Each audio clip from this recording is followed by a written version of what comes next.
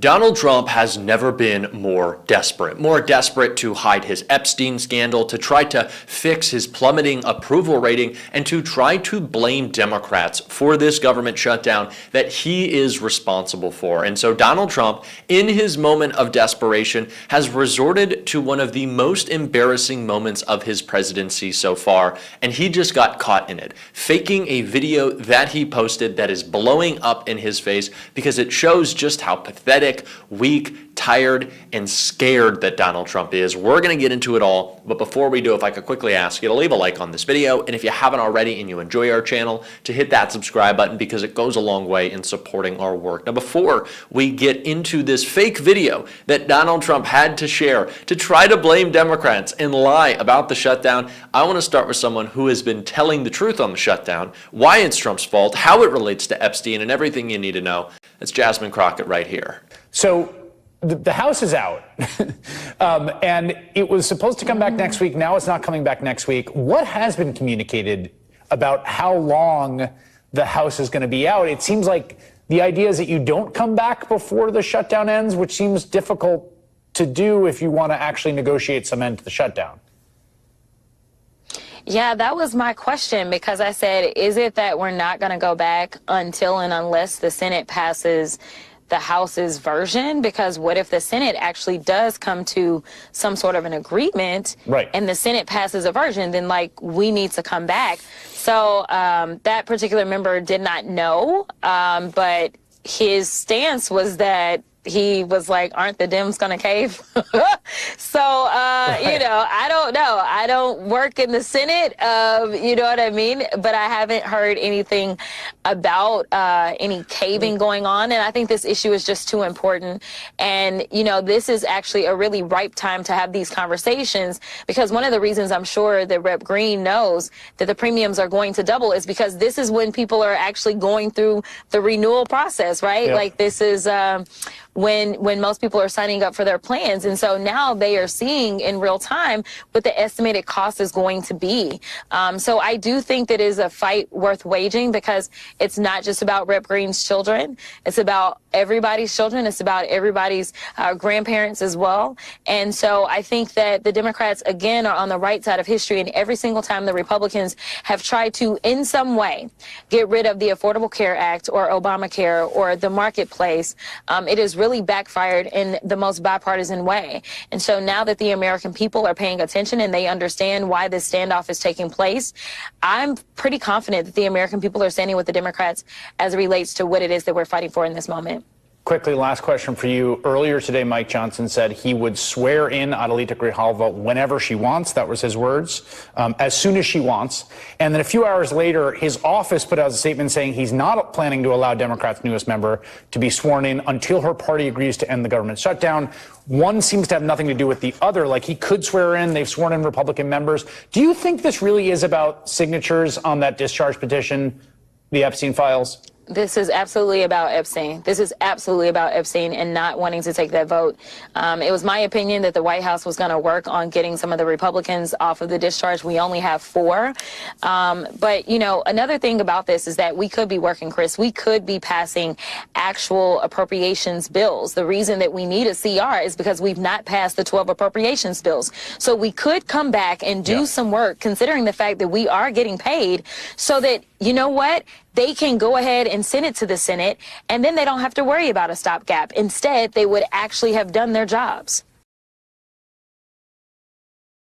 In many ways, Donald Trump wants this shutdown. I know that sounds crazy to say, considering how unpopular it is making him, how weak it is showing that he is, but it's doing one thing really effectively for Donald Trump, and that's keeping us from talking about the Epstein files. Now, I'm going to continue to talk about the Epstein files. Jasmine Crockett's going to continue to talk about the Epstein files, but it is their excuse to prevent that 218th signature. So not only has Donald Trump shut down the government because he wants to attack federal workers, he wants to continue to break the law, and because he can't negotiate, but it's also to hide from Epstein.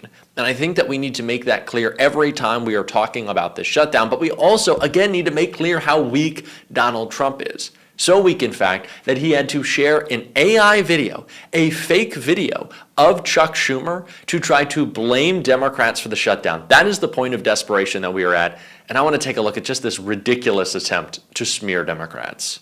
A GOP attack ad deepfakes Chuck Schumer with AI. A new attack ad from Senate Republicans uses Senator Chuck Schumer's real words about the government shutdown, but in an AI deepfake of the Democratic Senate Minority Leader. The 30-second video posted on X and YouTube by the National Republican Senatorial Committee on Friday raised alarms among many observers who warned it crossed a new boundary in politics and could unleash a flood of AI-generated deepfake attack ads. Every day gets better for us. Chuck Schumer thinks playing with Americans' livelihoods is just a game. When asked about the government shutdown, Schumer said, Every day gets better for us. "Really, Chuck? How's that?"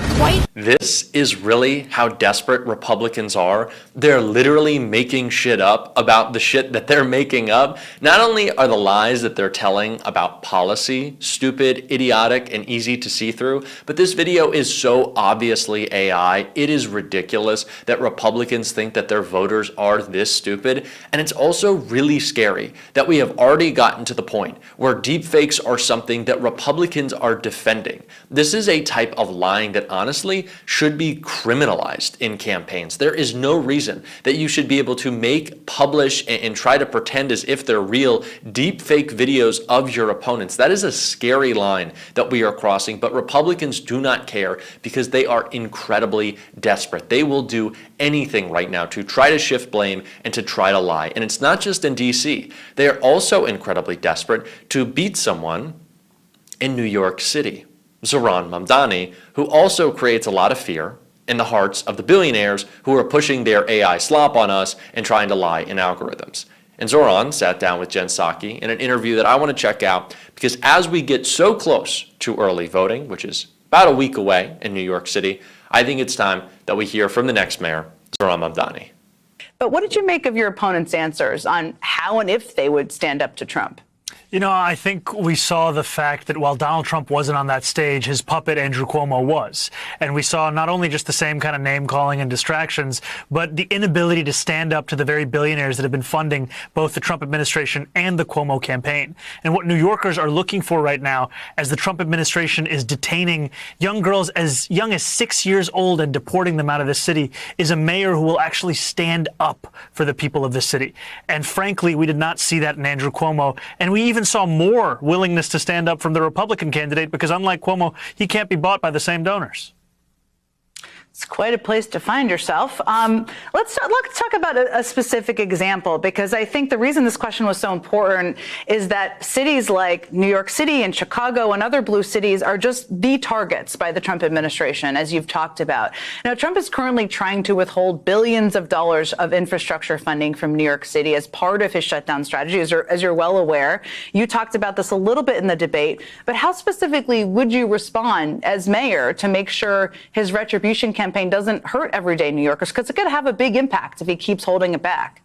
You know, I think time and time again, we see Donald Trump try to make this into a personal battle of political retribution. But these are attacks not on any one representative. They're attacks on the entire city. And what my job as mayor would be to tell New Yorkers how the suspension of $18 billion would continue to trap them in bumper-to-bumper traffic. It would continue to leave them in long train delays. And it would actually rob tens of thousands of New Yorkers of the jobs that they could have if this money that we're owed was actually to be delivered to us. And what I would also do is not treat the words of Donald Trump as law just by virtue of them coming out of his mouth. We've seen Democrats across the country, especially in California, come together to put together legal lawsuits that have then resulted that for every dollar they spend, more than $30,000 in federal funds being received that would have otherwise been withheld.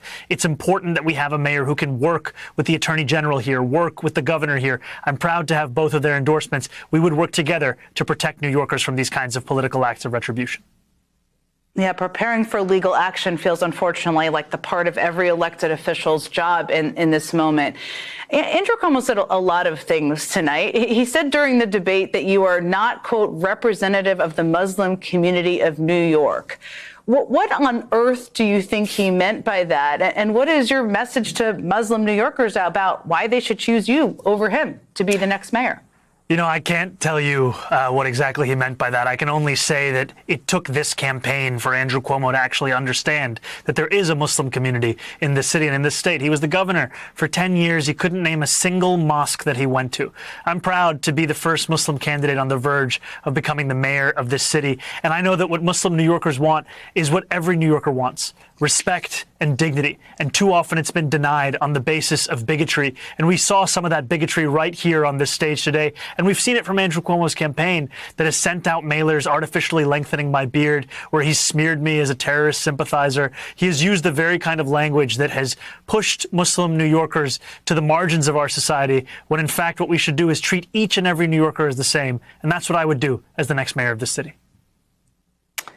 Your relationship with New York's Jewish community also came up in tonight's debate. I know that you recently have been reaching out to rabbis and community leaders. There's been some reporting about this too, who you disagree with and who disagree with you on your positions on Israel. And I think you're trying to build bridges. You can talk about this. But we've also seen some polling, which is quite interesting for people who aren't embedded in all the New York City politics like we all are, that shows there's this growing generational divide within the Jewish community when it comes to Israel. This is in other parts of the country too, where many younger Jewish people have moved away from the positions their parents had when it comes to Israel, and maybe still have.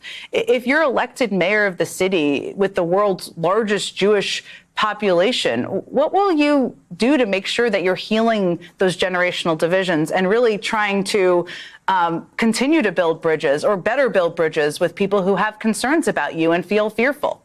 I think the first thing is to make clear that I'm looking to lead this entire city, not just the New Yorkers who vote for me, whether in the primary or the general election, but all 8.5 million people who call the city home. And that means a number of Jewish New Yorkers who I've had the pleasure of meeting with over these last few months, and even before that during the primary. And what I have said time and time again is that no matter what a New Yorker feels about Israel and Palestine, and whether they disagree with me, I'm looking to be their mayor as well. And I know that a number of Jewish New Yorkers are seeing a rising anti-Semitism in this city, and they want a mayor who can actually address it directly. And I'm committed to doing that, increasing funding for hate crime prevention programs, ensuring that police continue to have a presence outside of synagogues and temples during the high holy days, and that we are actually implementing a curriculum that celebrates the breadth and the beauty of Jewish New Yorkers right here in New York City. Because too often, frankly, the language is only, will you protect Jewish New Yorkers? It also has to be, will you celebrate and cherish those New Yorkers? And I will do that for Jewish New Yorkers and for every New Yorker, because this is their city. Zoran has always shown what it looks like for members of our party to really fight. And soon he's going to show what it looks like for them to really fight and win. This is the type of leadership that we need. This is the type of fight that we need. We're going to keep talking about it, as we have all year long on this show. And if you want to support that, as always, you can hit that subscribe button, leave a like on this video. If you stuck around to the end, drop a blue heart in the comments. Keep on fighting. Don't let them silence you. And until next time, I'll see you soon.